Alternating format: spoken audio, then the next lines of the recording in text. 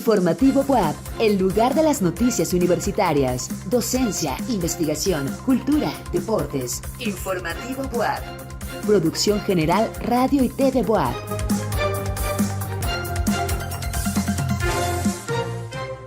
Hola, ¿qué tal? Muy buenas noches, soy Coco Guerra y en esta emisión especial de Informativo Buap hablaremos sobre la pintura novohispana poblana. Muy buenas noches.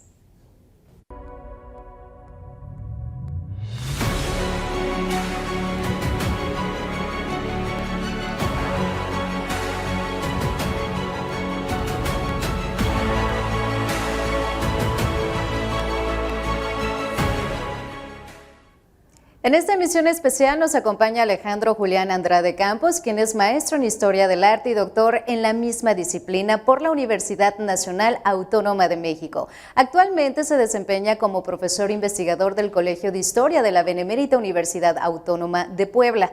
Dentro de su experiencia en instituciones culturales, se ha desempeñado como director del Museo Internacional del Barroco y director de Gestión Cultural de Museos Puebla. Ha participado en diversos coloquios en la UAP, UNAM y el Museo de Arte del Condado de Los Ángeles. Asimismo, ha curado 10 exposiciones en diferentes museos. Dentro de sus publicaciones hay varios artículos a publicarse, esto en volúmenes editados por la UAP y la UNAM. Destaca el libro El Pincel de Elías, José Joaquín Magón y la Orden de Nuestra Señora del Carmen, el catálogo Cristóbal de Villalpando, Esplendor del Barroco en Puebla, que coordinó como parte de la mencionada exposición, y la edición facsimilar del libro Octava Maravilla del Nuevo Mundo. Su línea de investigación se centra en la producción pictórica poblana durante la época virreinal, la vida y actuar de los pintores, la tradición artística y el significado pictórico y devocional de la imagen. Así que hoy nos acompaña. Muchísimas gracias por acompañarnos, doctor Alejandro. Bienvenido a este espacio. Muchas gracias, Coco. Muchas gracias a todos que nos están sintonizando para hablar de este tema tan fascinante que es la pintura virreinal, y bueno, hablando de un periodo que en particular ha caracterizado mucho el devenir de Puebla y que nos hace entenderla con la identidad y el carisma que actualmente tiene. Pues muchísimas gracias. ¿Qué le parece, doctor, si también me acompaña a escuchar la siguiente cápsula? En 3 siglos de historia de la Puebla novohispana, recibió y formó a diversos pintores que con sus obras de arte dieron identidad al territorio poblano. Estos lienzos, que bajo el noble arte de la pintura fueron elaborados con el fin de ser objetos devocionales y didácticos en templos o decorativos y ornamentales en edificios civiles y casonas particulares. Estas valiosas obras de arte comenzaron la historia de su invención desde la mente de varios personajes, obispos, alcaldes, sacerdotes, intelectuales y gente movida por la piedad o por las modas. Alcanzaron la más fina representación de sus conceptos e ideales bajo la mano del pintor, personaje encargado de hacer visible todo el universo de conceptos que muchas veces sin sus habilidades no hubiera sido fácilmente inteligible a la sociedad. Por otra parte, el reconocimiento general que la sociedad poblana tuvo hacia estos artistas no es cuantificable con los materiales que hasta hoy poseemos para su estudio. No obstante, se sabe que este reconocimiento sí existió y existe hasta la actualidad. En Puebla no se ha podido documentar la existencia de una academia durante el periodo virreinal. Sin embargo, algunos documentos parecen dar indicios de que los pintores angelopolitanos pudieron tener inquietudes semejantes en torno a la nueva forma de pensar su arte. Cabe destacar que el alegato más temprano que se ha encontrado en Nueva España defendiendo la liberalidad de la pintura es justamente dado en Angelópolis, cuando en 1655 el pintor Pedro de Benavides presentó un escrito en el cual pedía que no se le cobrara la alcabala, argumentando que la pintura era un arte liberal. Estas ideas estaban influenciadas por otro personaje español que ya había ayudado a Vicente Carducho en sus argumentos de liberalidad en la pintura, Juan Rodríguez de León Pinelo, quien para 1632 había obtenido una canonjía en Puebla. Después de las nuevas ordenanzas emitidas en la Ciudad de México en 1687, en la ciudad de Puebla se presentaron ordenanzas para el gremio de pintores y doradores, las cuales se encontraban formadas mayoritariamente por artistas radicados en Puebla, como Antonio de Santander, Juan de Villalobos, Pascual Pérez, Manuel Marimón y Cristóbal de Talavera. Junto a los angelopolitanos figura uno de origen capitalino, pero que trabajó mucho tiempo en Puebla, José Rodríguez Carnero. Hay tradiciones regionales dentro de las cuales La poblana ha sido notoria, siendo la segunda tradición pictórica de la Nueva España con un lenguaje plástico propio, hecho en el siglo XVII, que en el siglo XVIII se sigue manteniendo y que permite a los especialistas identificar su origen. Para Informativo WAP, Carlos Maceda. Y bueno, pues con esta referencia de nuestro compañero y amigo periodista cultural Carlos Maceda, pues iniciemos con este tema, doctor Alejandro, y es que va a ser bastante interesante entenderlo, por qué Puebla es singular en las artes durante la época virreinal. Pues bueno, esto nos lleva a las esencias mismas de la historia del arte y entender a los objetos como producciones de un ambiente socioeconómico que justo las va favoreciendo de determinada manera. En este caso, para hablar de la singularidad del arte poblano, pues tenemos que referirnos forzosamente a la misma historia y a la suerte y el devenir de Puebla desde la época virreinal, ¿no? Tenemos que recordar que Puebla no era un asentamiento, por lo menos la ciudad en sí, la capital del actual estado, no era un asentamiento prehispánico al momento en el que llegan los españoles.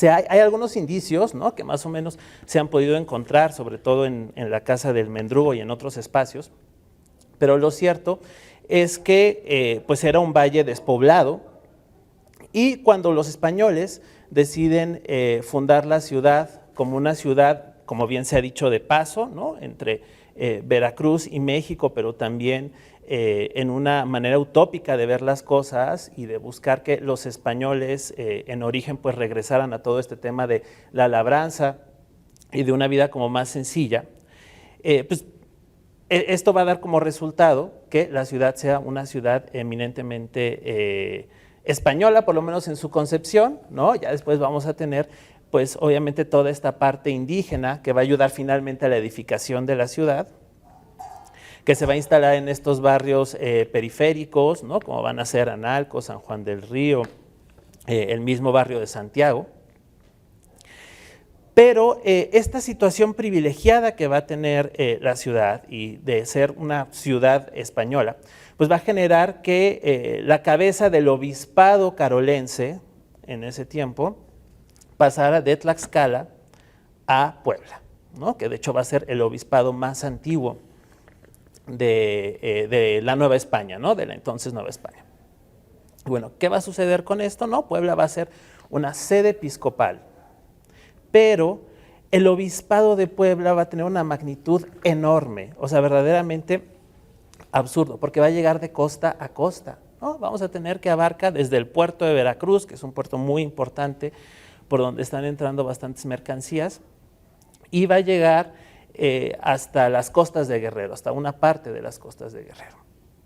Y dentro de este amplio territorio, pues vamos a encontrar que hay muchísimas actividades económicas que se van a desempeñar con sumo éxito, ¿no?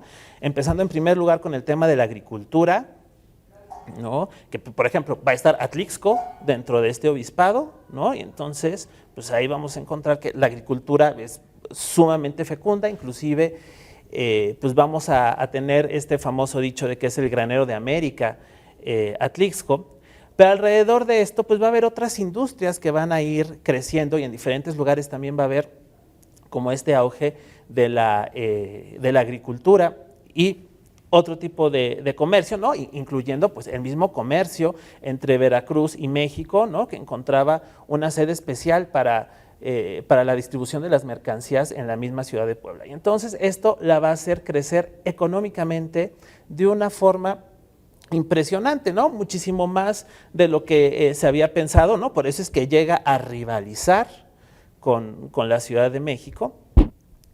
Y pues en este caso pues vamos a tener una ciudad puramente episcopal, ¿no?, donde el poder más amplio va a estar a cargo del obispo y de sus canónigos, ¿no? ¿Cómo es que va a suceder esto? Pues bueno,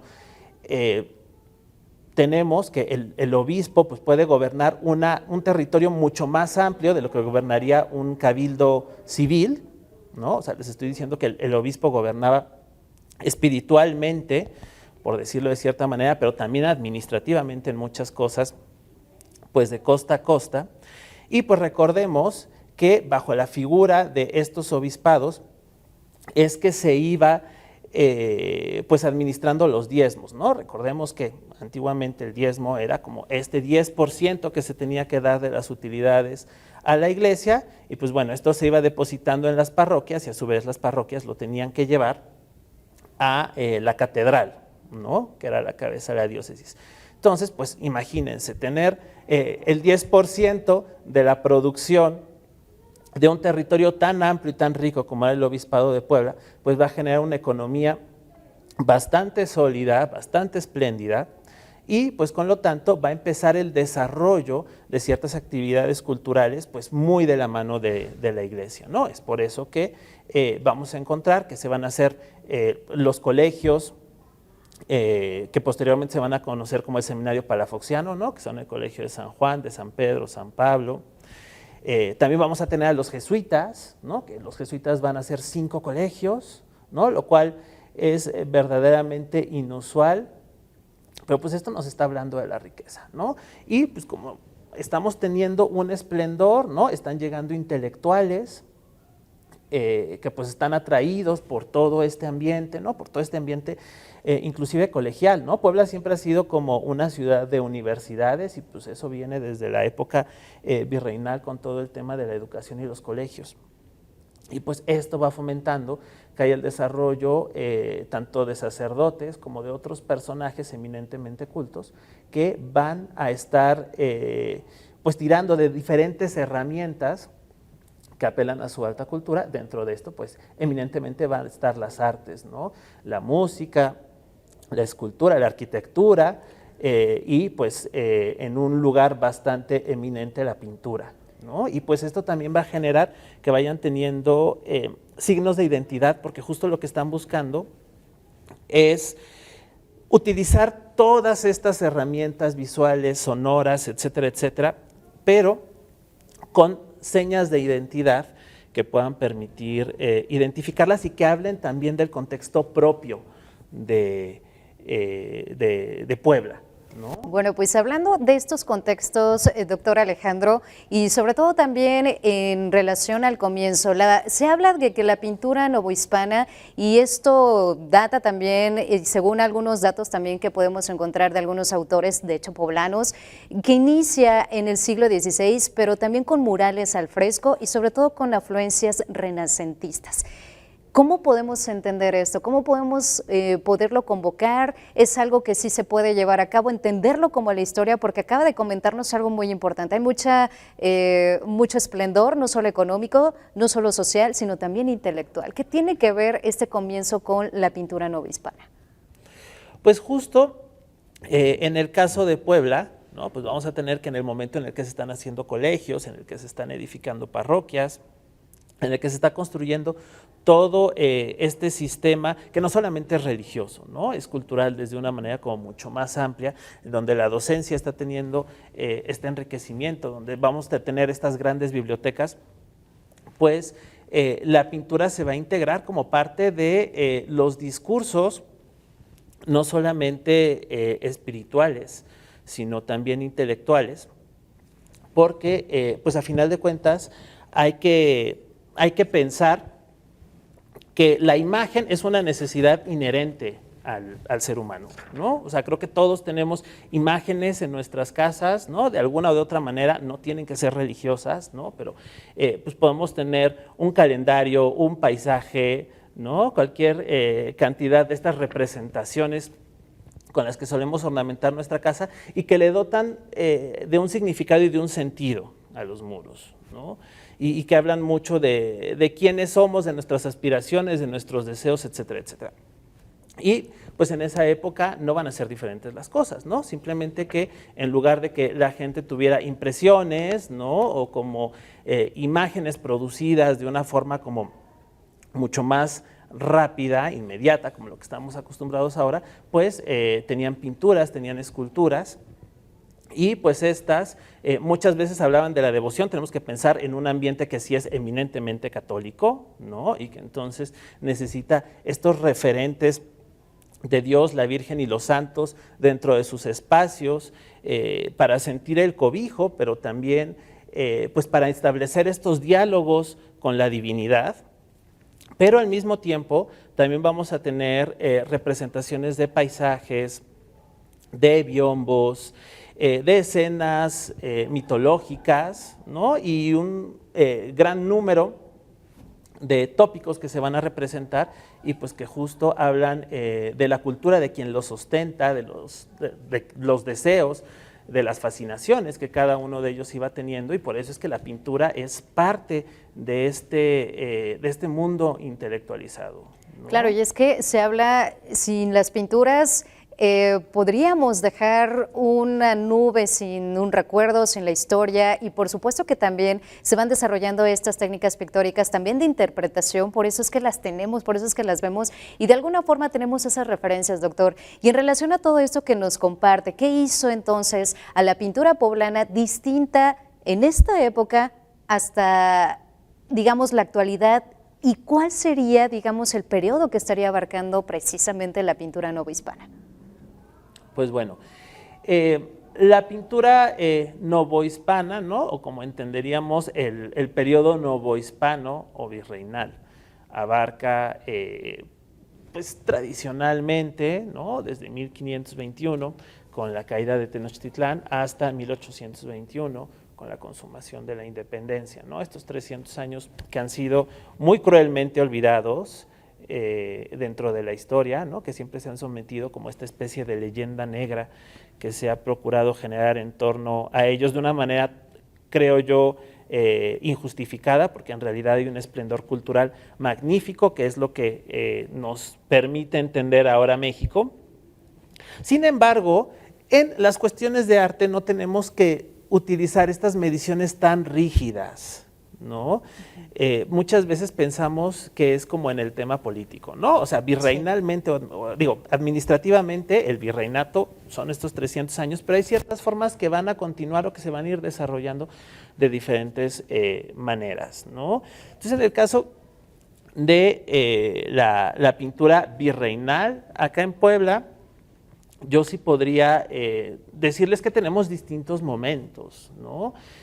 Tenemos a lo mejor un primer momento en el siglo XVI, en el cual hasta lo que he revisado y hasta donde otros estudios han abarcado, pues no estamos encontrando pintores que estén fincados directamente acá en Puebla, ¿no? Que realmente hayan venido de Europa o de Ciudad de México, de otro lado, y que hayan puesto acá su vivienda de manera definitiva y que hayan tenido un taller de manera permanente, ¿no? O sea, más bien lo que estamos encontrando en general en la Nueva España son estos artistas que se están moviendo, que tienen muchísima itinerancia, ¿no? Así tenemos a Juan de Arrue, a Simón Pereins, a Andrés de Concha, a todos estos grandes de esa centuria que justo van a Oaxaca, Cuernavaca, Ciudad de México y pues obviamente Puebla, ¿no? Porque con toda la importancia que está generando Puebla, pues de repente va creciendo la catedral, el convento de San Francisco, etcétera, etcétera, y pues hay necesidad de ornamentar pintura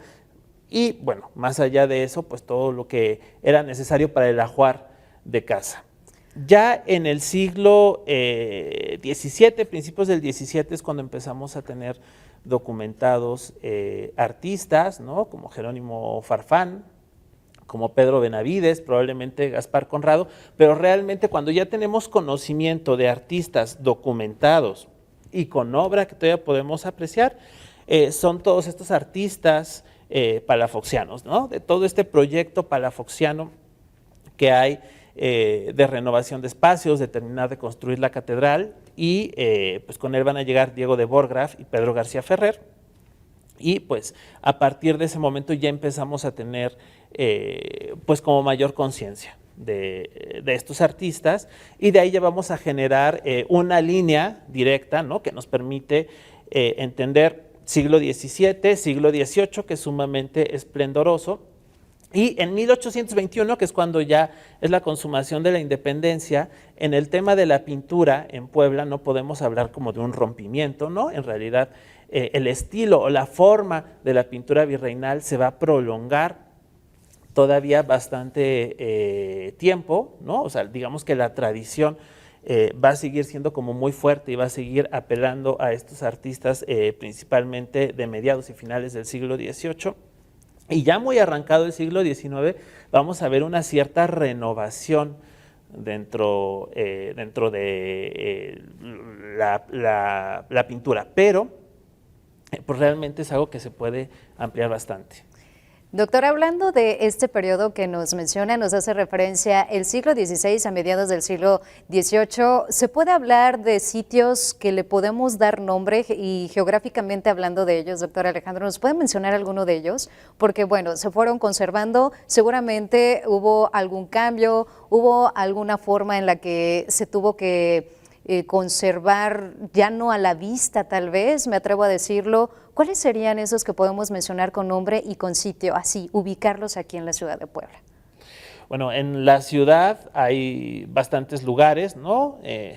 Empezando por la misma catedral, que pues, la catedral siempre dictaba un poquito cuál era el derrotero artístico, cuáles eran los artistas que iban a tener pues un determinado éxito, cuáles iban a ser los que trabajaran para las élites, ¿no? En la catedral tenemos una gran cantidad, no solamente de pintura de la capital, porque pues tenemos una pinacoteca muy interesante en torno a varios artistas como serían José de Ibarra o Baltasar Echave Rioja, pero tenemos obras también en catedral de José Joaquín Magón, de Antonio de Santander, de Miguel Jerónimo Cendejas, de Luis Berruecos, ¿no? Ahí podemos encontrar también estas primeras obras que ya tenemos como mucho más claro el tema de la biografía del artista y de obras que se conserven, ¿no? Como es el caso de Pedro García Ferrer en el altar de los Reyes de la Catedral.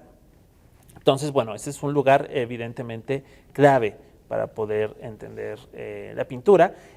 Por ejemplo, si queremos hablar de José Rodríguez Carnero, que es otro artista importantísimo de finales del siglo XVII y principios del siglo XVIII, que va a renovar estilísticamente la pintura, pues podemos acudir a la Capilla del Rosario o, bueno, algunas veces cuando llega a estar abierta la sacristía del Templo de la Compañía de Jesús, que también tiene un discurso impresionante. En temas, por ejemplo, de templos conventuales, está el Templo del Carmen, que tiene obras maravillosas de José Joaquín Magón, la parroquia de San José, para conocer más la producción de Miguel Jerónimo Cendejas, este artista que verdaderamente fue tan admirado y querido desde que él estaba trabajando, y durante todo el siglo XIX se volvió el paradigma del artista y del pintor aquí en Puebla. Y pues bueno, los invitaría no solamente a la ciudad, ¿no? La ciudad es ya lo que siempre estamos conviviendo como poblanos, ¿no? Bueno, a veces uno no conoce como ciertos espacios y vale la pena, pero también los invito a aventurarse a otros lugares, ¿no? Por ejemplo, Acatzingo es un lugar que tiene unas pinturas maravillosas, hechas en su mayoría por Miguel Jerónimo Cendejas, y que pues verdaderamente podemos ver todas las capacidades del artista, ¿no? Estos telones escenográficos que genera, ¿no? Donde la teatralidad recae en los personajes y logra generar un cúmulo de emociones a partir de la gestualidad. Es algo que verdaderamente vale muchísimo la pena. Tochtepec, que también tiene obras de Cendejas y tiene un bautisterio precioso, ¿no? En donde están representados los 7 sacramentos, de la mano de José Joaquín Magón. También podemos encontrar, por ejemplo, en Tecamachalco, que hay unos cuadros también bastante interesantes, que Cholac, o sea, la cosa también es como salir un poquito de la ciudad e ir a buscar en los pueblos estos testimonios que también nos están hablando de los sacerdotes que estaban a cargo de las parroquias y cómo ellos deseaban ajuarear las iglesias y ornamentarlas de la mejor manera posible, no solamente por una cuestión de devoción, ¿no? O de llamar a los fieles hacia ciertas doctrinas o ciertas conductas, también por los propios deseos que tenían los sacerdotes de trascender y de vincularse con las élites de la iglesia, ¿no? Porque también todas estas obras iban contribuyendo para engrosar sus méritos. Y cuando se engrosaban sus méritos era más fácil que tuvieran un ascenso dentro de sus carreras eclesiásticas. Entonces es muy interesante entender todo lo que está funcionando alrededor de la pintura. No es solamente el arte por el arte, es el arte como un dispositivo de comunicación y de persuasión al devoto, pero también como una manera de poder lograr una mejor situación para los mismos sacerdotes y para vincularse con estas élites que justo también estaban contratando a los mismos artistas y que estaban mandando a pintar los mismos temas que los párrocos. Entonces hay todo un sistema de intereses que verdaderamente es muy interesante entender cuando estamos observando las obras, ¿no? Y también las religiosas. Hay muchísima política detrás de un lienzo religioso, ¿no? Que no se crea que nada más es devoción. Hay muchísimas cosas pensadas y de autorrepresentación que se están dando en estas imágenes, que a veces no tienen que ver mucho con la devoción. El tema únicamente religioso y como también de alguna forma me explicaba que también con la realidad, con la vida cotidiana de las personas, y ahora creo que se entiende un poco más por qué se habla de que el desarrollo tal vez no era tanto de técnica pictórica sino de interpretación. Y hablando en este caso, para ir finalizando, doctor Alejandro, hay algo muy importante que mencionar porque, bueno, usted lo hace desde su análisis, de su perspectiva crítica. Entonces, ¿cuál sería para usted la pintura novohispana que representa el máximo esplendor de esta época y que va desde su análisis? ¿Cuál usted me mencionaría que es la que le gusta, la que le encanta y que hace referencia? Bien, yo creo que a veces uno de pronto como que va en ciertos vaivenes, como la investigación lo va llevando y uno se va enamorando de diferentes obras, ¿no? Ahora sí que uno va teniendo un amor en cada puerto académico que va teniendo, pero yo creo que la obra más trascendente de pintura poblana de la época virreinal, pues sería la bóveda, la decoración pictórica que había en la bóveda del coro de Santa Rosa, no para hablar en el caso específico de la pintura poblana, pero pues desgraciadamente esa obra desde 1999 está embalada por el sismo, ¿no? Entonces, pues es como un poco complejo hablar de eso, pero también de alguna otra obra poblana, pues probablemente yo diría para el siglo XVIII rápidamente, o la decoración pictórica del camarín de Nuestra Señora de Ocotlán, de José Joaquín Magón, o las series de la Pasión de Cristo que dejó Miguel Jerónimo Cendejas en la Capilla de la Soledad y en la Capilla de la Virgen de los Dolores en Acatzingo. Bueno, pues ahí está esta referencia y bueno, pues el tiempo es oro y también como lo es esta trascendencia y esta historia que nos ha dejado en legado la pintura novohispana. Y bueno, pues en esta ocasión le agradezco muchísimo, doctor Alejandro Andrade Campos, que nos haya acompañado en esta noche. Muchísimas gracias. No, gracias a ti, Coco, gracias a todos. Gracias, sé que a muchos también todavía les quedaron algunas preguntas y bueno, pues esperemos que en otro espacio también podamos tener esta participación y esta oportunidad de seguir hablando con el doctor Alejandro. Y así es como damos paso a la programación de Radio y TV WAP. Gracias por el favor de tu atención. Recuerda que tenemos una cita para mañana para vernos y escucharnos en Informativo WAP con nuestra compañera Laura Montiel. Gracias a Radio WAP, Chignahuapan, Tehuacán y Radio WAP en Puebla Capital por la emisión de este informativo y gracias a los que siguieron la información de nuestra institución en las redes sociales. Soy Coco Guerra. Siempre haz escuchar tu voz.